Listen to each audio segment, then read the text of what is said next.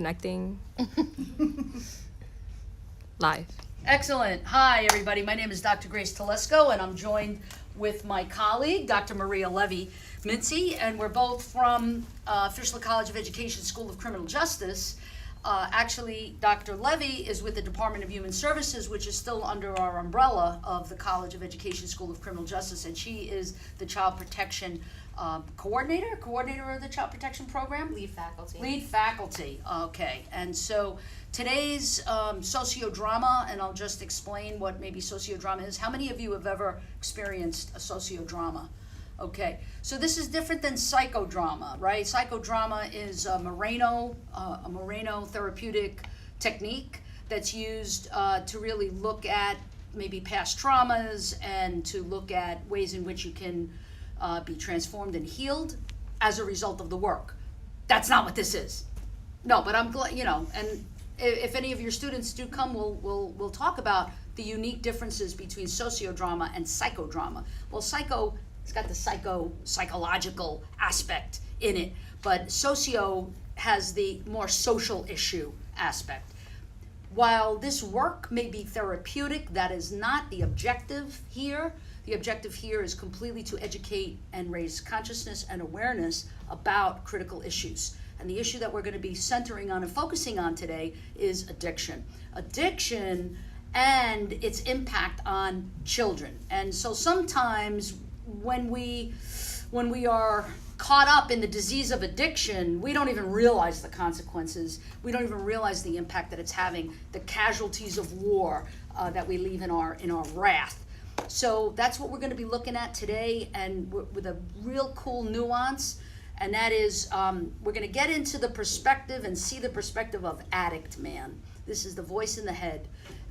You'll know who he is immediately as soon as he comes on stage. You'll know who he is. He's always with the addict who's trying so hard to stay clean. And so you're going to see that. And the unique thing about sociodrama is that we get a chance to stop the scene, freeze the scene, and then go to the characters who stay in character. And we get to talk to them and have a dialogue with them. So that's a really unique thing that you don't really get to see too often. Wouldn't it be great if in life you had that opportunity where you could freeze the scene and say, all right, what's really going on here, kind of thing. And so that's what we're going to be doing. And Dr. Levy and I will co-facilitate. And we've got Dr. Youngerson is also in the audience, Dr. Tara Youngerson. So we have tons of experts here. We even have the DEA is in the house. All right, so we're going to start. Right now, there's Joey. Excellent. Come on down, Joey. And action. Go ahead. Oh my gosh! Hey, we made it. We made it. I mean, I've been to a couple rehabs, but that had to have been the worst. Easily. Terrible. Oh. I felt as though I was suffocating in here. Seriously. Oh my gosh. But hey, you're the only way I made it through. Seriously, I swear. I mean, I was glad I could help. Yeah, I really appreciate it, and we had a lot of fun. I'd really like to keep it going. I mean, sure. Are you around Wednesday? Maybe we could meet for coffee or something, a little check-in? Just text me the address. I'll be there. I'll try to be. Amazing. So I'm gonna give you a call, but I think my phone's ringing right now. Okay, so I'll meet up with you later. No problem. All right. Hello? Seriously, a sponsor already? I'm outside of the rehab. Hang up on that loser. All right. What do you want me to do? All right, I gotta go to a meeting. When? 20 minutes, dude. That's across town. I just got out. Hang up the phone. Okay. We have better stuff to do. I'm gonna try to make it there. I don't even know if I can right now, but what do I have to know anything before I go over there? Yeah, we need to go find some more drugs. What are we doing on the phone? Let's go. What do you mean I can't be in any new relationships? I literally just met somebody. Yeah. All right. I met her in rehab. So what? She can help me out. I can help her out. Yeah, let's go get some coffee. Let's go. What are we doing? All right. I gotta go. I'm gonna try to make this meeting, and I'll talk to you later. Okay. Bye. Freeze. What do you see? What can we kind of like conclude here? What's the story with this guy? First of all, we don't even know who he is, what his name is. Let's ask him. What's your name? Brendan. Brendan. Okay. What's happening with Brendan? He's got the gorilla on his back. Okay. He's got a gorilla on his back. What do you mean by that? the disease is talking to him. Addict man, is that addict man? Addict man is speaking Yes. to him, trying to drown out the healthier stuff. The whoever he's on the phone with, therapist or whatever, is telling him to go to a meeting, don't get in relationships, and the disease is back there trying to block all of that. Okay. Have him thinking he knows you're good, you two are good. So what happened? I mean, he's coming out of where? He's coming out of a theater? He's coming out of a resort? Where's he coming from? Rehab. Coming from rehab. Coming from rehab. You did a stint in rehab. How long were you there? Like 3 months. Oh, wow. Okay. Long time. Yeah. What'd you learn? You know, I've been there, in and out a couple times, but I'm really trying to get it right this time. Why? I got a daughter at home. I put her through a lot. I really want to get it right for her and try to do right by her, and you know. Okay. Any comments, questions, or maybe suggestions that you'd like to make to Brendan right now? Anybody? Brendan, I just am wondering, you came out and said, oh, it was like a prison in there. So what happened in there that was so awful? I mean, you know, it's just you really. It's something we sign up to do. We want to do to get better, but it's not fun, you know. It's just kind of the typical banter with. I mean, it's not fun to do it, but I'm really trying to do it this time, you know. So. It seems like you didn't want to go to the meeting, like it wasn't going to be helpful. It's not that as much as like, I mean, you saw I just walked out of this building and it's already like, go to the meeting right away. Can't do this, can't do that, and I knew it was coming, but I wanted a second to breathe, you know. Yeah. Good. Oh Kathleen? yeah, the second to breathe. You wanted to celebrate your victory from the 30-day treatment, right? But didn't they prepare you, saying there was going to be work afterwards, or did that just come too soon for you? No, I knew there was gonna be work afterwards. I thought it would be like end of the day, next day. I just wasn't. I just walked out. I was talking to my friend, and I don't want to go straight to a meeting. You know, it is what it is. I'm gonna make it there, but it's just not what I want to do right away. So Brendan, you were telling whoever you were speaking to on the phone that you just got in a new relationship. Was it the young lady that you were just bonding with just now? Yeah, I mean. So is it safe to say that you spent some time in treatment not focusing on what you need to do in these moments and falling in love? I'm just curious.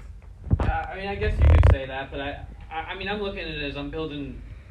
Me and her can support each other, and I don't know. I met her in there, and I really like her, and I don't know. Let's get her out here. Yeah. Come on, let's get her out here. Come on. What's your name, honey? My name is Anne. Anne. So you like Brendan? Yeah. Yeah. What was that like during the little time you spent? How long did you spend in rehab? 3 months also. 3 months too. Okay. We came around the same time. Extended stay. Okay. What was your experience like in rehab? This is the second time I'm doing it, and the first time it didn't take, and the second time I was basically forced to be there. And I can't spend my whole life back in there, just going and going, and like they just sent me there. Like it's not because they really wanted to help. It was just, you know, they didn't want, my parents didn't want to see the daughter like this, so they just sent me, and there was nobody cared, and he cared. Oh, he cared. Oh, well, that's great. Come on in. You're fine. You're good. So Anna, you didn't go on your own. No. Okay. Are you guys in love? Because that's what you're suggesting? Yeah. That they're falling in love? Absolutely. Is that what this is? I mean, to be honest, yeah, we've been spending a ton of time together over the last, and I really like to keep this going outside Did of you? I rehab. want to just ask you. Did you hook up in rehab? Did you? Yeah, we did. Hi. Is this Sociodrama Club? It is. All right. Yeah, we're in the middle of it. So come on in. Have a seat. Awesome. So here's what I want to know, and Dr. Levy, tell us, and also Robin, you can tell us too. Dr. Jungerson can tell us the deal. Are you allowed to hook up in rehab? Is that what you're supposed to be doing, or was that like you kind of sneaking around doing that? Obviously, we're not supposed to. I mean, it just Obviously? it happens, you know. It happens. So, Dr. Levy, what does this tell you? It tells me that maybe you're not doing what you're supposed to be doing, because this process is supposed to be about focusing on you And if you're involved with somebody else, you're looking at them and, you know, getting into a relationship with them, getting to know them, when you really need to spend time getting to know you, to figure out, you know, some of the issues or whatever it is that you're having. So it's kind of like, they tell you not to get into a relationship, and they tell you to do certain things because it's important if you wanna be committed to your recovery. Those are the kinds of things that you have to do. Why? What's the deal? Does anybody understand why?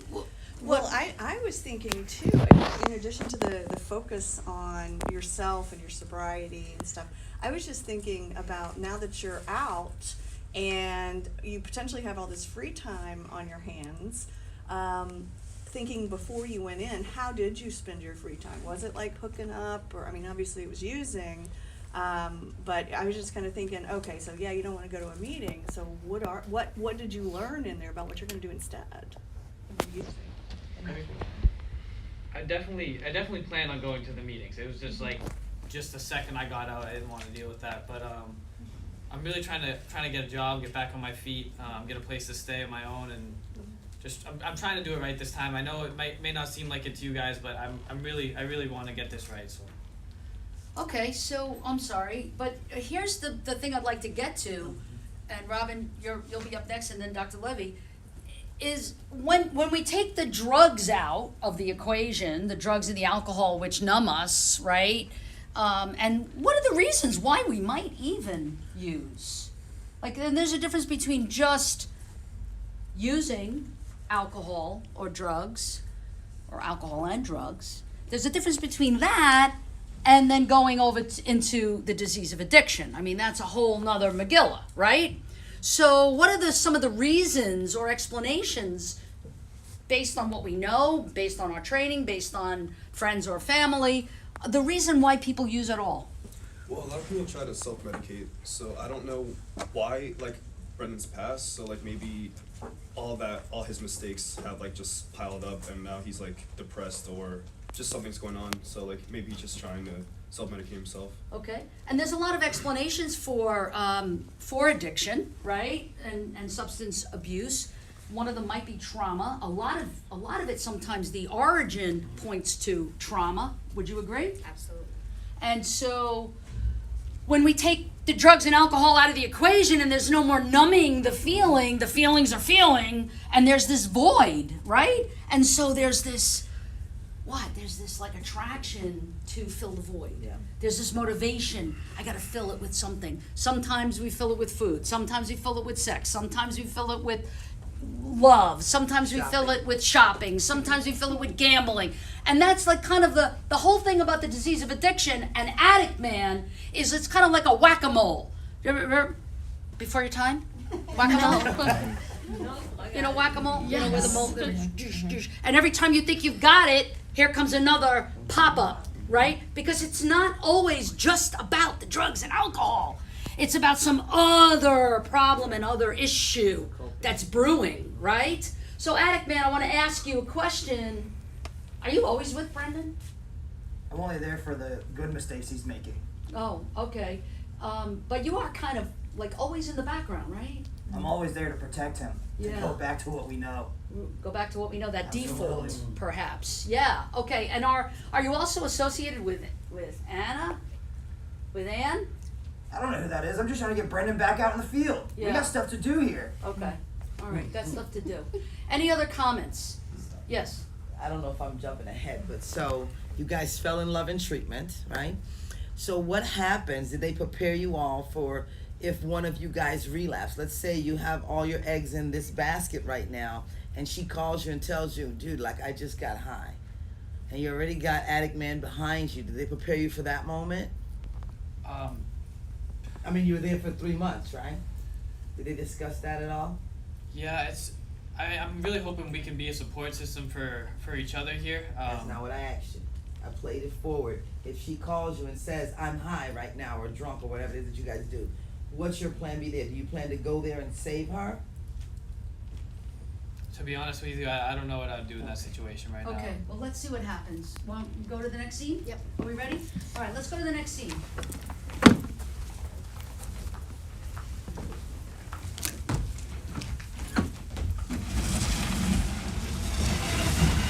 So And the other thing we didn't ask Brendan while they're setting up is, who do you think was on the phone? Sponsor. Sponsor. There's a very interesting twist here, though. I mean, usually in 12-step programs anyway, which is where sponsorship comes in, 12-step being either Narcotics Anonymous or Alcoholics Anonymous, whichever one it might be, for substance abuse specifically, they don't assign you a sponsor, do they? Is there such a thing? Like you win a sponsor? Maybe it was like an alumni coordinator from when he just got out. It could be. Or, Yeah. And I don't think that's it's something there. in treatment, right? That there's an alumni coordinator and he might hook you up with somebody day, yeah. because you don't know anybody. But it felt like to Brendan, the way he reacted was almost like it was like a parole officer or something calling, right? And that's where it kind of goes a little off the rails. We'll see if it does or if it doesn't. Because there's a difference between true sponsorship, which is one addict in recovery helping another, peer support equals, and a parole officer where you have to check in and that's power over. Like, that's not going to be very therapeutic or healing, I don't think, or attractive, by the way. Okay, let's see where we go. This is a meeting now, and it doesn't matter what kind of 12-step meeting it is. It really doesn't matter. Action. Thank you for whoever was last sharing. Anyone else want to share? I'll go. Hi guys, my name's Shannon. Hi, Shannon. Yeah, so as you guys know, I've been coming here for a while, but of course I've been clean for a year and a half now. As soon as I got out, I got a job. I did work. I've been working on bettering myself. I've been doing great, but for some reason, it's still following me everywhere, that addiction that I had, because it happened again, same as last month. Someone's stealing money from the drawer at work, and they come straight to me. They don't even question anybody else. Come straight to me because I was the addict. I had a bad past, but I've been good for a year and a half, and I know I've been doing better, but of course, blame goes right on me, and it wasn't me, and it's getting frustrating. Thank you for sharing. Next, anyone else wants to do it? Yeah, I'll share. My name is Brendan. My name's Brendan. Let's go, dude. I just got out of rehab today, actually. It's my third time, but I'm really trying to get it right this time. We gotta go home and smoke some more pot, dude. What are we doing here? The reason I went in is I have a daughter named Lily. She's pretty young, and I was supposed to drive her to school one morning, and instead she found me overdosed on the floor. Yeah, and they got us that Narcan, man. That's the good stuff. And yeah, that's all I have for right now. But Thank you for sharing. Anyone else want to share? I'll go next. Well, my name is Kate, Hi, Kate. and I was diagnosed with ADHD a few years ago, and I abused my Adderall medication, and because of that, I actually lost contact with my son. And just recently, Adderall, doesn't that sound good? went to Facebook and I saw that he was getting get married, and I wasn't really invited to the wedding. Are Anyways, we doing story time yet? Can we go, dude? We got a hot broad at home. that's all I'm gonna share. Well, thank you for sharing. Freeze. What's going on? You look like you're decompensating a little bit. You seem angry, disturbed, annoyed. What's happening for you? I don't know. I'm feeling anxious. Just being back out and being in this situation again, and I don't like telling my story. It's hard. Yeah, I don't know. And then it's just hard being back out right now, and I'm trying to do the best I can. Did you hear anything that you identified with or related to? Yeah. What? What part? Hearing Kate tell the story about losing contact with her child hit home for me, because I'm really trying to build that relationship back with my daughter after everything I put her through. So Is it possible you might lose your daughter at this point? if I don't get it right, if I can't pull it together, it's inevitable. Where's your daughter now? When you were found, they must have taken you because you overdosed, and they Baker acted you, I'm sure, and then from there you went to treatment. So who's watching your daughter now? My sister's been taking care of her on and off for the past few years now, and she's been taking care of her way. Oh, wow, okay, so, are you like a little nervous that you might lose your daughter? Absolutely, yeah. Yeah. So that's why that's motivating you to get it right this time. Yeah. Right? Absolutely.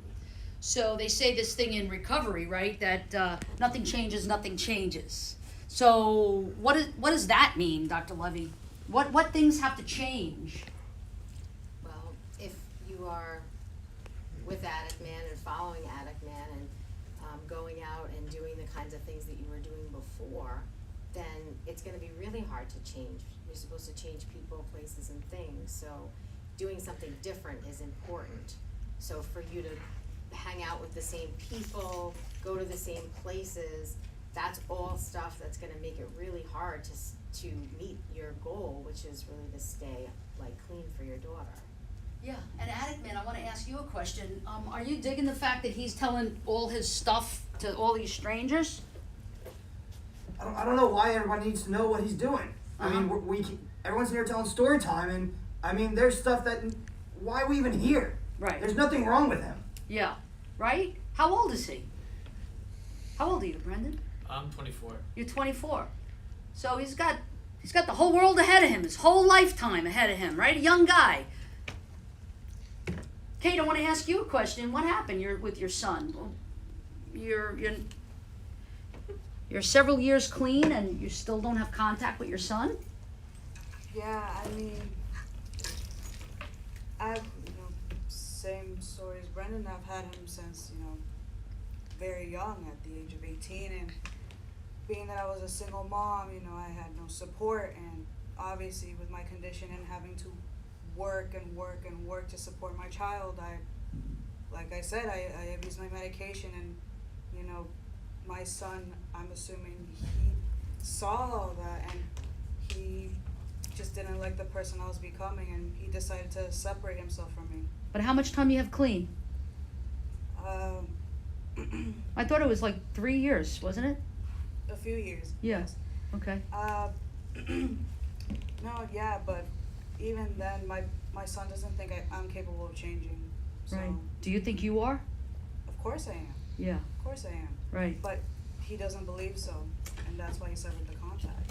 So often is this kind of the dilemma, right, for addicts who are in recovery, who are clean, is that the things that may have been lost as a result of the consequences of addiction are still lost. Maybe some are lost forever. Maybe some are just lost for now. But as humans, we want what we want when we want it anyway. We don't have much patience for the process, right? And addicts in particularly, who suffer from the disease of addiction, don't have a lot of patience. Because remember that it's like that instant gratification comes in, right? Kicks in, which is one of the reasons why we immediately will go to use when we don't feel good, right? That's an impulse. That's instant gratification. So in the same way, we want our children back. We don't want to lose our children in a court system. We want to be trusted. What happened? How much clean time do you have? You're in recovery a while, aren't you? Yeah, I've been clean a year and a half. Year and a half. That's significant, right? Hey, listen, just an addict who stays clean one day is a miracle. We know that. But that's a significant amount of time. So what's happening? Nobody's believing you? Right when I got out, like I said, I applied for a job. I'm a waitress. Past 2 months, someone's been stealing money from the registers, and obviously when I applied, they know about my past, so whenever there's blame put on anybody, it's put right onto me just because of that. But I've been clean. Everything I learned in rehab, I've done. Like, I know I've changed for the better, and I know that I'm winning this battle against my addiction, but I have people trying to make me believe that I'm not, that they don't think I'm getting better, even though I know that I am. Question? Comment? Comment in a sense, kind of. And that's just it, addicts do what they do and they get to a point where they've changed, but others around them don't see the change, or they have the reputation already. And how do you get past that, you know, later on, or to move on? You get the job, you start doing something, you wanna get your kids back, but because of the reputation, the history, and how others see you, then even though the addict themselves have changed, then that prevents them from moving forward. So yes, does anybody want to ask a question of either Kate or Shannon regarding, like, what were those consequences? Like, what were the consequences when they were using? And Shannon in particular, did you ever steal from the cash register in the past? Well, I'm about 20 right now, and so I was kicked out of my house because I was stealing money from my parents and my siblings, and I was going out and stealing any money that I could from anybody just to get something to use. So the answer is yes, right? So like in the past that's happened. And is this the same employer that like gave you another chance? No, this is a different employer, but I got the job because he knows my mom, so I went straight there. But so he obviously knows about my past. Yes. Okay. And Kate, what were the consequences? What were the things that happened for you that made your son not want to have anything to do with you now? I mean, like I stated previously, the amount of medications to see me basically pass out on the floor, you know, when he needed me, you know, I wasn't there. Good. I mean, you know, that kind of stuff. You know? Yes. And so it takes a while, right, Dr. Levy, for the trust to be built again, for the rapport to be developed again, for the belief in you and trust factor to be there, and that doesn't take a second. And Well, it's almost like parallels the recovery process. Every good decision that you make is a step closer and becomes a new way of living, and it takes a long time for that to happen. Because even when something happens and gets thrown at you, your automatic response is that old way, is Addict Man's idea, Addict Man's response. So you have to develop new ways or new responses, and the automatic responses are the hardest ones to change. And it's the same with kind of so that's gonna take a long time.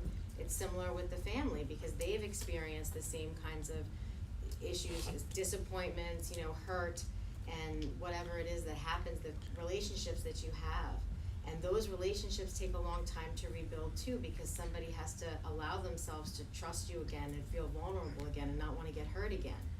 So, you know, it's a long process for you, and it's not gonna happen overnight for you, and it's not gonna happen overnight for them. yeah, absolutely.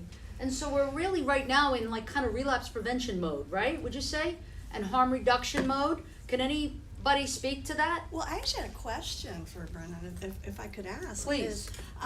You know, especially kind of going from the previous scene where I know the word sponsor was mentioned, and kind of that's going to be key to your recovery. And when you came in, and I know how hard it was to come to your first meeting, especially right when you got out of rehab, I felt sad for you after you said that. I guess I was hoping that some sponsor was going to be like, oh man, great for you, and like connect with you. Did you kind of like, what was your reaction to how the group responded to you? Unfortunately, like I said, it was tough for me to make it just because I just got out and it was across town, so I know I was a little bit late, but I don't know, I know everyone comes here to share, and you know, everyone has their own struggles, and it's just nice, honestly just to have someone to listen, but it's really tough, you know, telling these type of things to especially strangers that I've never met before. So. Maybe today wasn't the day to like connect with a potential sponsor, but it still felt good to kind of get it out and be with some others and share. Exactly. I'm really hoping to connect with the group more, but today I'm just happy I made it here, you know. Yeah. We hear some things, we hear these terms, harm reduction, relapse prevention. Can you speak to that at all from a therapeutic clinical perspective? So there's a lot of, I would say, kind of controversy regarding harm reduction, because harm reduction approaches really focus on kind of helping the person to stay safe while still abusing the drugs or alcohol. So it'll be like, get clean, we'll give you clean needles so that you don't, develop any diseases. We'll provide you with Narcan so that you don't overdose. So it teaches you how to use safely. That's a harm reduction perspective versus the other perspective, which is, to kind of completely abstain, right? So there's those two parts to it. And then when it comes to opioid abuse particularly, there is kind of this issue in the 12-step programs, because if you're taking Suboxone, which is something that helps people to actually reintegrate into the world. Some people, they take it every morning, they're able to go to work and have a job and not have their addict man or woman behind them telling them what to do. And they're able to go to, go do work every day, and then they can't find a meeting because they feel like ostracized at the meeting because they're not considered clean at the meeting because they're still using a drug. So there's a lot of differences kind of even within the field about how to manage that. So there's a stigma associated with medical assisted treatment. Absolutely. Which is a whole nother type of recovery process or program. And there's a lot. So it's not, 12-step program, which is the most familiar. It's kind of, I don't know if I'm safe to say the oldest, but it has been around, but sometimes doesn't necessarily feel like a fit for people in recovery. So maybe smart recovery is another thing that maybe also is more relapse prevention oriented. Yes. Celebrate Recovery, which is very Christian based. The 12-step program, some people are shy about it because of they think that it's religious program, but it really isn't. And then you have this medical assisted treatment, which is another layer of this. And then there's people right here in our medical school that are doing some classic research on the use of psychedelics. Yeah. You want to speak about that? Yeah, the psychedelic assisted therapy, PAT. Right, for the treatment of, Or the treatment of cannabis trauma. as well. Yeah. So some of the people who are in 12-step who are all about abstinence is like the first thing. You don't pick up no matter what, no mind-altering, mood-altering substance. And then enter these newer modalities, and there's some controversy. It's, right? Yeah, but I think we also have to remember that withdrawing from these opiates is the most painful thing. I mean, imagine like the worst flu, the worst aches you've ever experienced, and a lot of times that's what keeps people using. And so some of these harm reduction techniques, Suboxone, Subutex, things like that, it helps to not experience that pain, which is what makes people go out and relapse. Yes.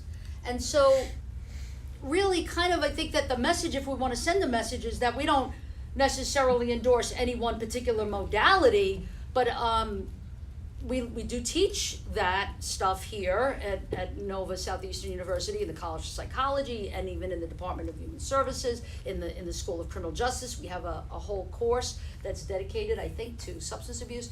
But we're not endorsing anything. I think the takeaway message is whatever works for you. Yep. Like whatever works, whatever fits. Yes. And if I may add, this is why we're working with the community right now, something that is called ROSC, Recovery Oriented System of Care. That's exactly what it means. Excellent. Can you want to talk about it a little bit? Exactly what you said. So it's for everybody's gonna be different. Tailored so differently. whatever works for you. it's Custom gonna be made. different. Yeah. Perfect. ROSC. No Be- one size fits all. I mean, that's Because here's what I want to ask Addict Man, and this is some of the things where we talk about the disease of addiction. Why have we created a separate character who's demonstrating and manifesting the thoughts in the head? Because this is the thoughts in the head of the addict, right?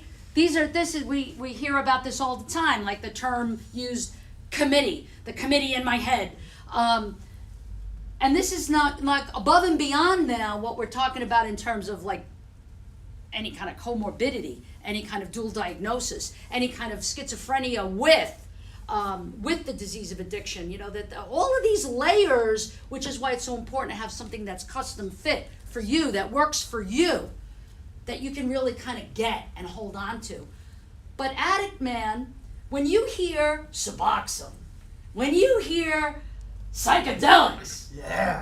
I know, Let's go. I know, I can feel it. Bring the Narcan on. That's right, yes, so that's why it can be very confusing, and it's not a simple solution to a complex problem.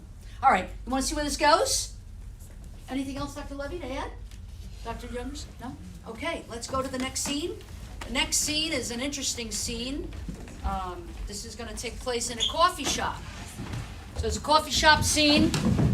And we need a coffee shop. Maybe, or not. Let's see where we go with this. We could get this as upstage as possible. Perfect. Great.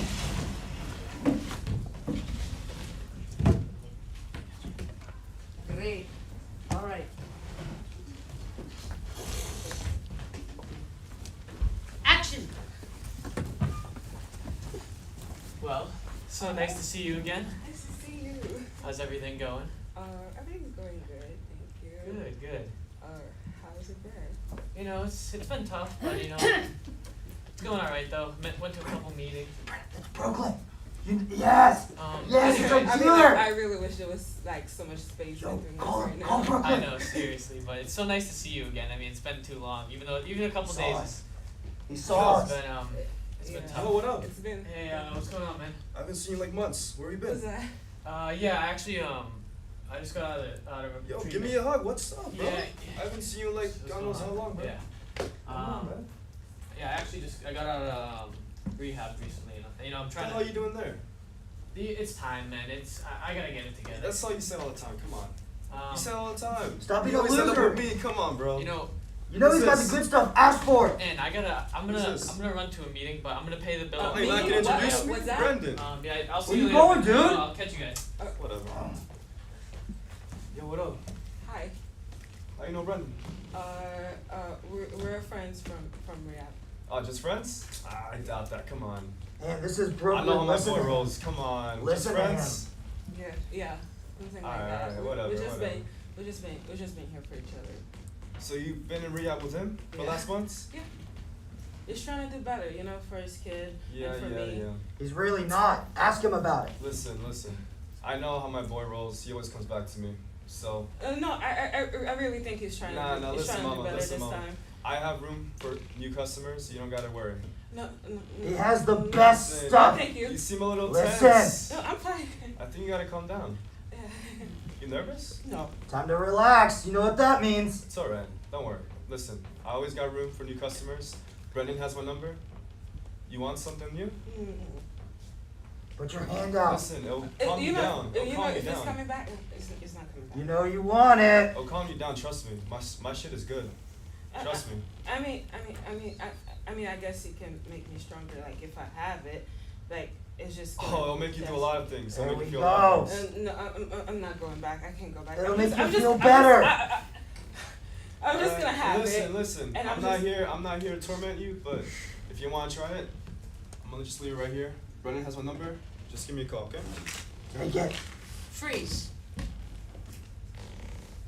How realistic is this? Come on. Joey, realistic? I don't know, I've never done a drug deal. That was a trick question. You just passed. Excellent. No. So what, I want to know, do you think that this is realistic? How the temptation can feel so great with all of these different, you got the dealer on one side, you got addict man on the other. Oh my God. It's realistic. Out of your skin, right? It's realistic? You want to talk about it? I mean, I'm in recovery, and I could remember when I'm working my hardest to try to abstain and stay clean. That's usually when my disease is like, we gotta get this one, we gotta get this one. So there is a battle of Armageddon going on in my mind, Okay, Dr. Levy? especially in early recovery. Yeah, I feel like this is a really great example of what it must be like for someone Yeah. who just gets out. Yeah. Because like you were saying, right, how do you spend your time now? Right? How did you used to spend your time? And so if you're, you know, in a situation where you're trying to stay clean and all you're trying to do is stay clean, and then you've got this person in your face and you're so anxious and you just want to do the right thing and you don't know what to do, it really kind of shows the other side of it, of how difficult it is. Not that, oh, this person, you know, can't just get it together. No, like it's more than that. It really shows how much there's going on there. Yeah. You know, the anxiety of if I do it, if I don't do it, the desire to wanna do it, the pressure. Dealers do that. They'll give it to you for free. Free needles, free, bring it. They'll just give it to you. They wanna get you going again. And to even complicate the matter even further, if you'd like, and I dare say this, that there are some corrupt treatment centers where they're looking for repeat customers. Right. They recruit. Right? So there's the planting of drugs and the temptation that might be there. Now that's not the case for all of them. So you have to be really careful of the ones that you select. Probably word of mouth is the best way. But let me ask the dealer, what's going on with you? I haven't seen my boy in so long. What do you mean? Yeah, I'm excited to see him. He was a regular customer. Yeah, he was. Yeah. So now you see him, and what are you thinking about him? I want him back. We used to have fun together. Okay. Come on, he's my boy. Yeah. And Brendan, when you see him, what's going on? I The minute you saw him. I felt really terrible leaving Ann like that, but I know what's gonna happen if I stick around and I talk to that guy. And I left. I went to the closest meeting I could go to, and I can't be around him. It's just not. Never has worked out. It's not gonna work out. Wow. So this is like really awesome. An interruption. We interrupted something, right? We interrupted that thought pattern and that old default where we kick in. Were you uncomfortable? Yeah. What were the feelings that you were having? I panicked. That voice in the head that it just ramps up 1,000 times, and I knew I could feel like I wanted to hang out. All I wanted to do was hang out with him, and I know that that's the opposite of what I can do right now. And did you feel like you wanted to unzip yourself out of your skin and like step out of yourself? Like that's how edgy you were? Yeah, I fully panicked, fully panicked. But you did the right thing, right? Let's tell him. What are the things that he did that were right? First of all, He ran. okay, run, hide, fight. Right. What was something else that he did that was phenomenal? He said no. He said no, and what?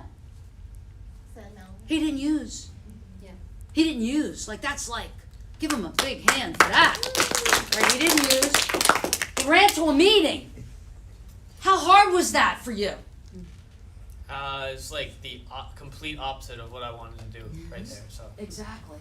So let's see if it pays off. Hopefully it will. Now the thing about us humans and the thing about us if we're addicts is that, okay, we made the right decision and now I want my kid back. Right, that's right away. It's like a vending machine. I put the money in and I get the candy. But that's not the way this thing called life works. It's like a diet. I ate well for the first 3 days, right? But I didn't lose any. Why aren't I losing any weight? It's only been 2 days. Yeah, I might as well just eat the forget ice it. cream. eat. Right. I'm gonna eat that cake that Dr. T brought. Excellent. So, Ann, tell us what's going on. You must have been beside yourself. I mean, he knows how I feel about people. I don't know why he left me there. He knows. He knows it. He knows the whole reason why I started using was because I don't do well with interaction with people, and he just left me there. Okay, he left you there. Addict man, I think you had something to do with it. I don't know what you saw. I know what I saw. I have it on video. Don't you see me snapping pictures? I got it all documented. Well, you didn't see her hands getting shaky? She needed to relax. She needed something to kick back with. Uh-huh. Well, that was a little bit too much for her, so she took it, but she didn't use. Did you notice? She didn't use. She just has it. What's that about? Can anybody speak to that? What is that called? A reservation. A reservation. She's holding That's it a down, reservation. Just in case. Just We'll see. in case, a little something, in case of emergency, break glass. Okay, I'm not going to use it right now. I have no intentions of using it, but you never know when you might. Is that problematic for an addict? Why? Because what is that saying? It says you're gonna go back. It says you got that just in case. Yeah, no hoops to jump over. You don't have to worry about it. Going to get it, who to call, nothing. She got it in her pocket. All right. Let's see what happens. Let's see what happens. Last scene.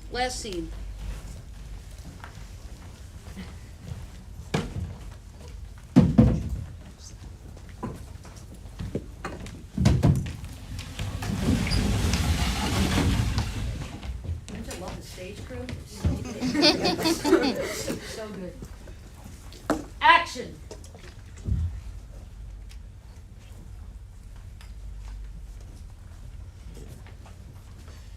I'm so sorry about the other day. Thank you so much for being here, though. I mean, it means the world. My sister can be a lot, and I don't even know if she's gonna let me be here, but I really appreciate your support.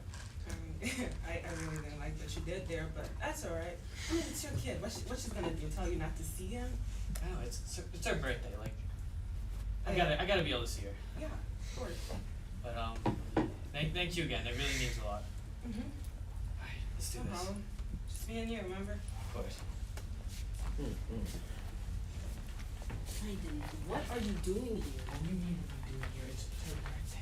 Yeah, exactly, and you should know that on today of all days, this is not the time. It's my daughter's birthday. Oh, your daughter's birthday? Is that what you were worried about when you were in rehab back on and off and on and off and on and off for years? You think she needs this right now? I'm clean. It's her birthday. Just Oh, let you're me see her. clean, you're Just let me clean, see you're her. clean. Isn't And that this is big the of a third, deal? this is the third time you said you were clean. You were clean the first time, and then you were clean the second time, and now you're clean. What more do you I'm want supposed from to me? leave I'm you. doing everything I can to What get more to do I get- want from you? I want you to be responsible Yeah, how about and you, understand. how about you don't go to the court and try to take my daughter away from me? What else was I supposed to do? Do you not remember what happened the last time you were here? Of When course, your of course I 3-year-old remember. daughter had to find you on Of the course I floor. remember that, okay? But I'm trying to be here for her now, and I just want to see her. I've been If you clean really for a want month. to I haven't be even here, seen her yet. if you really want to be there for your daughter, you're gonna know that there's a time and there's a place. And who are you even bringing around? Who is this? This is. You know what? I don't have to hear all of this. Okay, so then don't. Then leave. You bringing hussies I mean, now to like, my really, house? why You are you to my yelling house at taking him care of so your much? daughter? Why do Were you you think? here for him? Listen, this is not your place. You don't know who you're Wait a talking minute, to it's right my now. place. I've Listen. been here with him. And where have I been? Taking care of your daughter. But you This just is left him ridiculous. out like that? I had to. No, What I else haven't was I supposed to do? got to I see didn't her even yet. know exactly. I've never seen seen her you yet. down You're there so helping him. selfish. And you, this has nothing to do. This is a family matter. I'm not. Great. Are you serious? That's absolutely ridiculous. If you really care about Lily, then don't come around here. What do you mean You don't know come around better here? than I want that. to see What do you Lily. think? I wanna You know be how many her nights you dad. stayed I up wanna be late? a part Where's of her. Daddy? Is he okay? Why was he So on the let me see floor? her. Let me see her then. When I have some real proof that you're actually clean, What's then it maybe gonna we can take? talk What's it about gonna it. take? I don't know, maybe not being someone doing drugs. Freeze. Yes. Whoa, let's come up. Nice. Let's get a cube. Sit down. Come on, everybody, all 4 of you. Wow. What just happened? Annie, who are you in this scene? I'm Brennan's sister and who's been taking care of Lily for the last couple of years. Okay. Were you surprised to see him?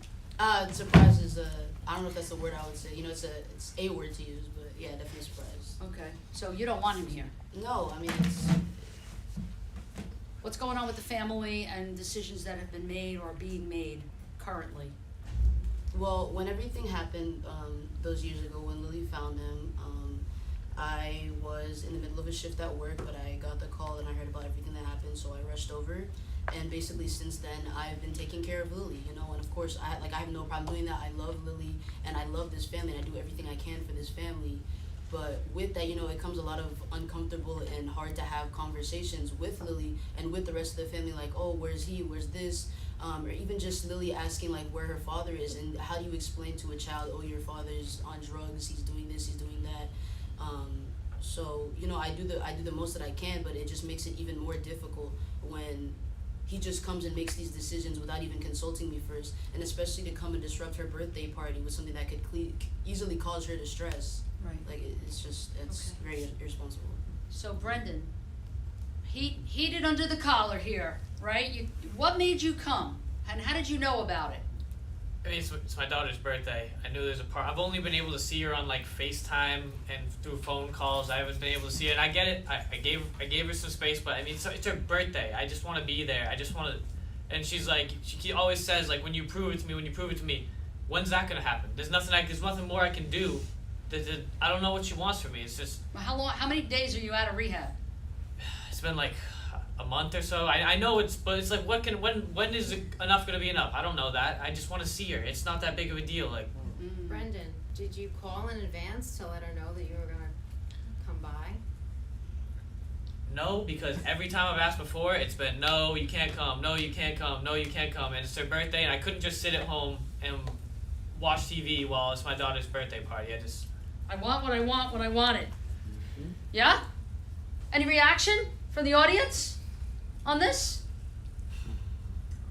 I just loved go how ahead. easily Addict Man shifted from him to her all of a sudden. That was so cool. It's like he just goes wherever he feels like will be most vulnerable. He's always looking for prey. Yeah, exactly. You know? He knew he couldn't get really too far with Brendan, even though this is heated and the family dynamics are probably triggers. Would you agree, right, Dr. J, Dr. Levy? Any comments on triggers? Absolutely. I mean, as Dr. Levy said earlier, the people, places, and things, and you can tell with his history and with the family dynamics, and they've been there, right, the whole time. They've seen it. Like you said, it's like, okay, this is, what, first time, second time, third time. Why should I believe you? Why should I trust you? And so that whole thing of trust comes back as well. And this, when it comes to the things that really matter, or kids and your family and the things that, I mean, obviously those are going to have the biggest emotional pressure behind it as far as that trigger.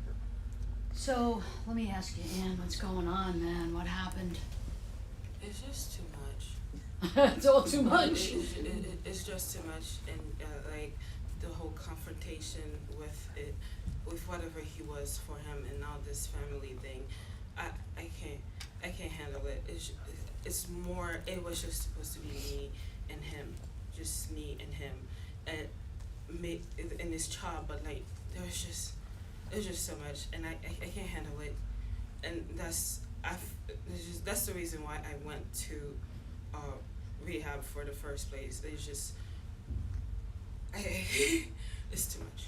It's too much, but it's a good thing that you had a little something to take the edge off of this being too much, right? I mean, Was it a good thing you had that? I don't know. Now I'm thinking about it. It wasn't a good thing because I don't want to go back. I really don't. I can't do it. But you just passed through the gate and you're going back. You passed through the gate, correct? Yeah, Addict Man's happy. Mission accomplished. Dr. Levy? I just wanted to comment also about, the recovery process, and one of the comments I think that you made earlier was, part of your recovery plan is making kind of a list of your triggers, right? So if knowing your family's a trigger, and knowing for you that, certain social interactions are a trigger, having a plan in place for what to do when that might, how to avoid it, and if you can't avoid it, how can you manage it when you encounter it so that you don't go and go back to Addict Man if it could help you in the way that you don't want to go. Fabulous. All right, it's anybody else? Dr. J, then Kathleen. I have a question for Ann. I get the impression that even parallel to your recovery and your sobriety, that it seems like a lot of anxiety and possibly something else going on. I'm wondering if in your past that's ever been explored as far as, I'm not suggesting a diagnosis or anything, but is there any history of depression or something separate? It was like growing up, it's just this thing I used to hear. Oh, God made my child so smart. God made my child this. God did put my child to college. She's exceptional. She is this and this and that and that and that. And nobody just see the loneliness. I just feel secluded. And like when I turned into drugs, it was just like a way to socialize with people without the anxiety. And that's why when I went to rehab, I didn't want to go to these meetings. I really didn't want to do it. Oh, God grant me the strength to do this, to do that, to do this. I'm here. He's not here. Yeah. I'm here. I'm going through it. Yeah. And it's just like it's just all the credit goes to him.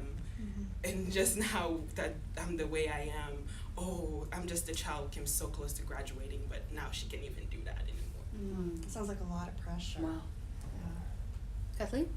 Oh, well, from the get-go, it was, the sponsor said to you not to get in any new relationships, and you're all like, you and Ann are like two baby deer going out into a forest, wobbly-legged, and there's wolves. And I don't see any support or help around you. Neither of you got any support or help where you bounce these ideas or thoughts or wants or desires off somebody that a peer that's had some recovery to help navigate. Now you're stuck because you just went back, but you can't go forward either because of fear has is isolated you now, and you thought, and that's the perception, that's where the disease lies, is in the thinking first. You thought it would be good to have a friend that knew what you were dealing with, and you felt safe, although he ran out, and you were left with Addict Man and the dealer. And so, and now these things that you think are good, like you going to the birthday party, entitlement there. Obviously, you're the father. You need to see your daughter. What's her problem, right? Yeah. Excellent. And these thoughts are right in your all's minds, but they're completely wrong, and this is where we lie. Yeah. This is where we're at.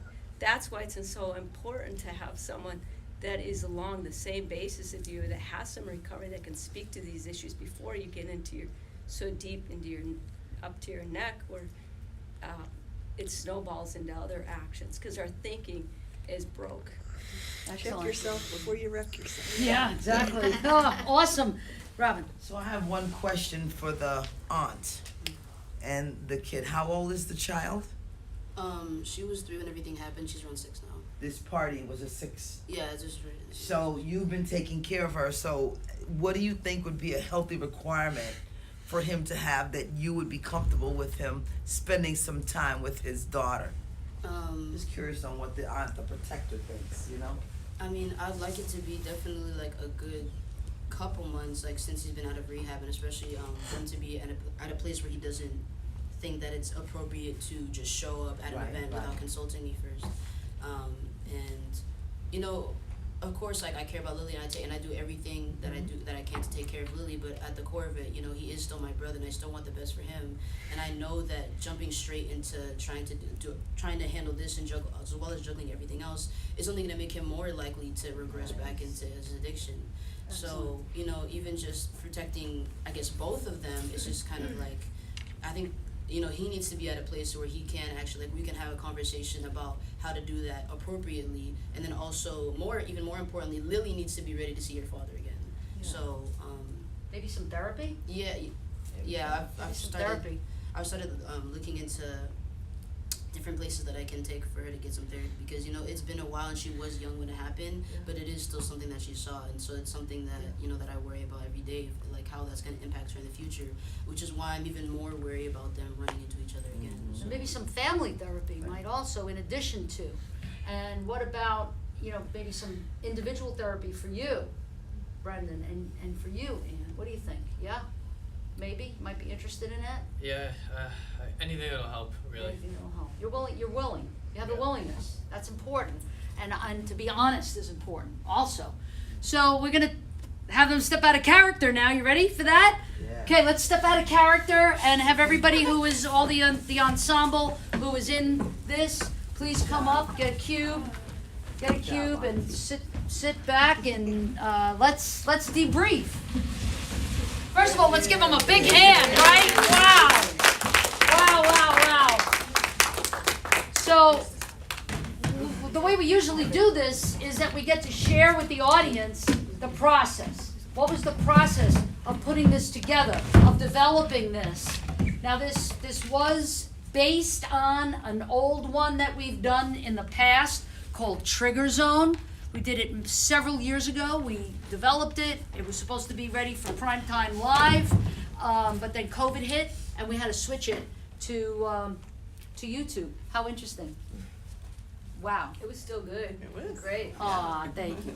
So, tell us what this one was like, this process for you, and anybody that wants to jump in, just jump in. And let's talk about how you developed it, what was it like for you to come up with these scenes, to do these scenes, and what, if anything, did you learn as a result of the experience? Because guess what? How many of you enjoyed this? How many of you learned something? Right? How many of you dig the sociodrama technique? Yeah? Okay, so that's great, and that's a goal. But what I've found over the years, doing this since 1985, if you can even believe that, how many of you were not alive in 1985? Yeah, I know, it's fine, no problem. But what I have found and learned as a result of facilitating and coordinating these kinds of things is that the ones who walk away with the greatest experience and the greatest learning is the ensemble themselves. Give them a hand again. All right, who wants to talk about how it was developed? What did you get out of it? Anybody want to jump in? Jump in. Actually, besides Brandon, of course, I know Brandon, I'll let him introduce himself later, but it's actually kind of funny because I haven't had a lot of time to rehearse this time. So when I met Anne for the first time coming into this, she's like, "Oh, it's nice to meet you." She goes, "Do you know what to do?" I go, "Yeah, I'm the one who came up with this one originally." So it was kind of funny. So that's why I don't know if you guys heard me, but I said Brooklyn. We used to have a different drug dealer, and their name was Brooklyn. So I was like, I'm gonna use it. So instead of using his real name, drug dealers have different names. So it's always a lot of fun. When I was in here in the program for about 3 years, of course, going through different stages, different processes, and it's really great to learn to come together. And I think Dr. T loves to steal the one I always like to use. I always like to say, as long as we save one person from the audience, or as long as somebody at least learns and takes from what we've shown, then that's the reason why I've done this for 3 years, and that's why I've put so much time and effort. Where even now I'm a graduate of Nova Southeastern, and I've come back to be Attic Man one more time and throw the skeleton mask down one last time. How's that? Nice? Yeah, that's great. And we appreciate it, Josh. And it was so true. Like, you didn't get to practice that last scene at all, but you just nailed it. Brendan? Yeah, so as we kind of talked about, I played like a similar character twice in stuff like this, and really the last time specifically, and as well as this one, covered like the stigma that goes with addiction. And I have some people in my family who've had struggles, and I've kind of been more of the Annie in it, so it's really interesting to put myself in the role and kind of understand like how difficult it really is for them to overcome these things and deal with the family struggles and everything like that, and kind of put yourself in the shoes of the other person has been a really eye-opening experience for me, and I've really enjoyed it. So. That's amazing. So that's like walking away with a takeaway, a souvenir of compassion, understanding, empathy, right? Because we could have a lot of judgment.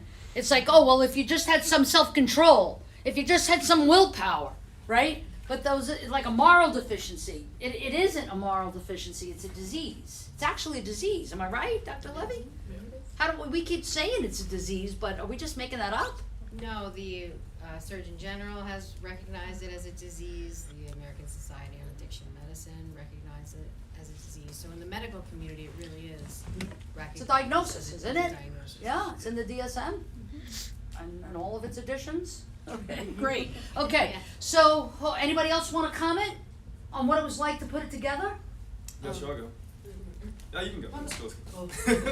Okay. So I was originally here for like the forming of this club, so like it's kind of tough being my last performance because I'm gonna graduate in a couple of weeks. So this was like kind of, I don't know, it's just sad, but I had fun. And you're gonna get me to start crying for you. I can bounce off that same here because I'm moving to Tampa for my actual job now, where I actually be doing forensics and CPI over in Tampa, where I just finished 3 different interviews, so I feel that. Yeah, that's right. Kenny and Josh were and Kate, all the original members. Yeah. But I'll be here like in Florida. I'm staying in Florida, but Oh, good. Well, we'll get you back. Yeah. They already know that. The mask is right there, Ken. But we touched on several topics like triggers, self-medication, even that stigma that goes behind not just addicts, but like people that's had served like jail time, like even people like with certain conditions like depression.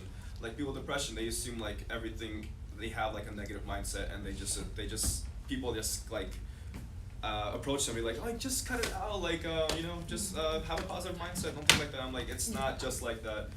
So the stigma is very prevalent amongst like these people, and people like have these conditions, these diseases. So it was pretty, like Brendan said, putting yourself in that situation. This isn't like my first role playing like a drug dealer, but the pressure was there. Like I was pressuring Anne to do that, so that was very new to me. Like Dr. T said, we learn things, we teach things, and we just like reflect after every skit we form as a group. So Great, thank you. I appreciate everything you've done, and Brendan, you too as president, and the group too. So I'm gonna miss you guys. Love you. Thank you, Annie. it's always fun just putting, or just like interesting is a better word to use, putting all of these pieces together, like especially on the different topics that we do. Like we did one on microaggressions, we did another one on microaggressions, intimate partner violence, and just like a lot of different topics. But this is the first one where I felt like in terms of like the actual logistics of it, where I like felt like the most kind of like in the dark, like more ignorant about like the actual situation, besides just kind of like the stereotypical stuff you'll see in like movies, something like not actually educated on it. So really putting it together, and then even just seeing like all the professionals just in the audience really just providing that input and giving that information was really just kind of like just educational and really interesting to hear about. Like even as we were putting it together, because like we were trying to think like, oh, do we have a scene where like instead of on the phone that he's actually speaking to a sponsor, but then that's when it was pointed out that like the sponsor has to be of the same gender. Like, but then but even, like, yeah, but then even that like I didn't know that sponsor had to be the same gender, and then like as you guys were saying, like I didn't know that it was another person that's gone through the program like as a type, like a peer type thing. I assumed it was more like a parole type situation. So even that bit you were talking about like the difference between the two, I was like, like so that was interesting. And then again, even just playing like the aunt or like the sister of the person like battling that addiction was just really interesting, because especially just even like the way that my character treats both of them, like yes, like I understand like where that character comes from, absolutely, because you know, again, of course, like you want to protect the child, you want to protect your sibling and all that, but then even also at the same time like knowing where the other characters are coming from, and knowing like it's not that simple, I guess. So just kind of like finding that balance of protection and compassion type thing. But as always, just a really enjoyable process with this amazing team. So sad you guys are leaving. And I thank you guys for being in the audience. Yeah. Kate, you want to say anything, or original member? Oh my goodness, the pressure. I mean, first and foremost, I mean, can we give a big round of applause to all of our characters out here? I mean, as Annie said, I learned a lot of, different things just from our audience members, and, from you especially, hearing about, like, this being a disease, because I always envisioned, like, when you think of like an addict, that you would envision like them having like a sort of demon. I never envisioned it as kind of like a disease or something that, within the medical field you would consider it as a disease, and that was really eye-opening for me to see how like it's a lot bigger than what I originally envisioned it to be. And just, yeah, I mean, I was here since the initial making of it, all the 3 years being the initial member. I mean, wow, we've done a lot of work throughout all those years, and honestly, I've always been so proud of everything that every member has done, and I love all of you guys. Like, y'all are fucking amazing. I mean, so, yeah, that's kind of my spiel. Love you guys. Love you, Dr. T. Don't start. Let's hear from the last three.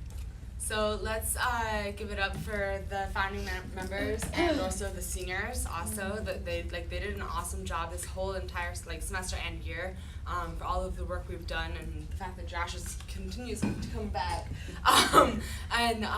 They're all graduating. Josh just said he's going to Tampa. So let's give him one final clap, sound off, yeah. And I just thank you guys for being in the audience as well, and have so many professionals help us through this. And I'm pretty sure Annie said this, but I've only really seen this kind of stuff on TV. I watch a lot of medical shows, so I see this a lot in the medical shows, but the doctor perspective of it.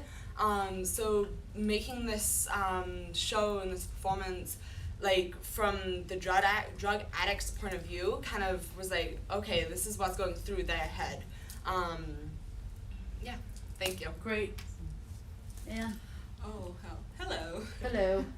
Just like to say thank you for the original members for putting those building blocks so beautifully together, so we can just embellish them and make it personal to our own. Truly, the fact that I volunteered to play this role was very surprising to me. You killed it. You killed it. Yep. Screwed me a few times.